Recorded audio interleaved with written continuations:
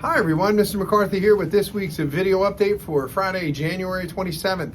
I hope everybody's doing well. Just want to go over a couple of quick things. So this week, all of our students, first level, second level, third level, are working on their portfolio websites. I mentioned that last week. Every student here is required when they leave, graduate, to have their own portfolio of their work. And we use a platform called Wix. It's free, where they can actually create their own website that they can share with schools, businesses, to try and even get scholarships or side jobs or show family and friends to put all their digital content. And that's how you really walk around with your portfolio nowadays. Is you can't walk around with videos and sound. So you build a website and all your work is on there. We actually worked on resumes this week, so all of our students have resumes, which will come in handy for jobs and things like that. It's actually impressive when I've heard when the students go in at their age, 15, 16, 17 years old with a resume to apply for jobs. So everybody should have one, and they all have one now. So we're still working along with the websites. Also, we actually have a really cool opportunity. We have a substitute teacher in this week. His name is Mr. Nathan Straub. He is a professional video editor, and he's been working with all the second and third level students, and he actually brought in some content for some actual jobs that he's done, and now he's working with the students as their producer to teach them some video editing and how to produce and put the video together, and then they're all going to look at them tomorrow, as a matter of fact, on Friday. So it's been a really cool experience. The students had a great time, and they've learned a lot from him.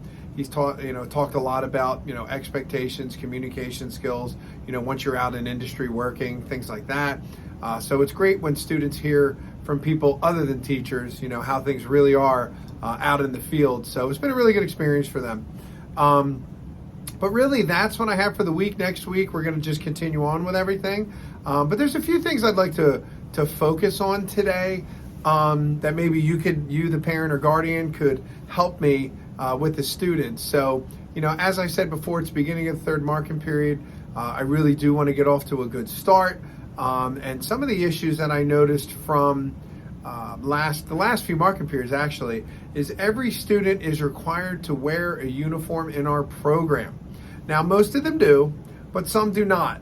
And really, it's just a polo shirt like I have on, but students don't wear polo shirts. So I have hoodies, and it just has the school logo on the back, and the students can wear those for class. They have a zip-up hoodie or a pullover.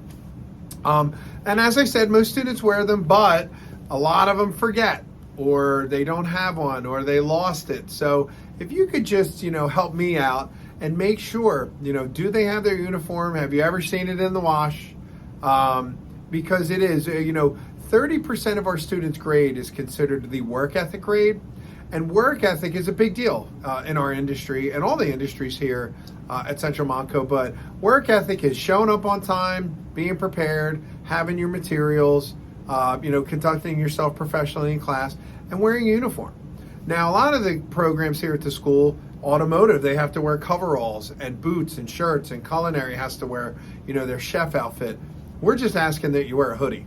But as I said, there are some students that consistently come in without their uniforms, and what affects their daily grade, like I said, is 30% of their grade. It should be a gimme, but there are those that just can't remember or forget or leave it around. So if you can please impress upon your student how important it is to to look and dress professionally in their uniform. So that's that. If they don't have a uniform, if you don't know what I'm talking about, please just reach out to me. I will be happy to discuss it with you more and get them a uniform.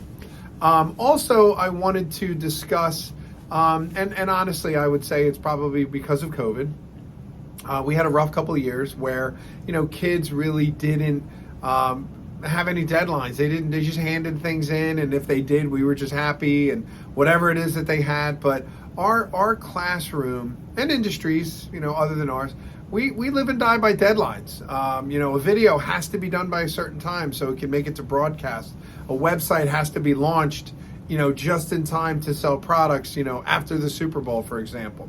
So, a lot of the students in the program just seem like, I'll hand it in when it's done, or, when I think it's done. If it's a day late, who cares? So, if you can try and reinforce with the students, even make comparisons, to your jobs and your experiences. Like, look, things need to get done when they're due, and they lose points for it. So, I'm just trying to kind of, as I said, really, have you help me, as a partner in their education to just try and reinforce these things now that they're back. Just being on time, being prepared, being willing to answer a question every once in a while, be in uniform, and hand things in on time. And that's what really makes a successful student in our program. We can teach all the software and technology in the world, but if they can't show up on time, shake hands, smile, be in uniform, and say hello, then, that's going to be a big problem when they leave. But, if you could help me with those couple things, I would greatly appreciate it. But that's really all I have. So thank you so much. Have a great weekend, and I will talk to you next week. Thank you very much. Take care.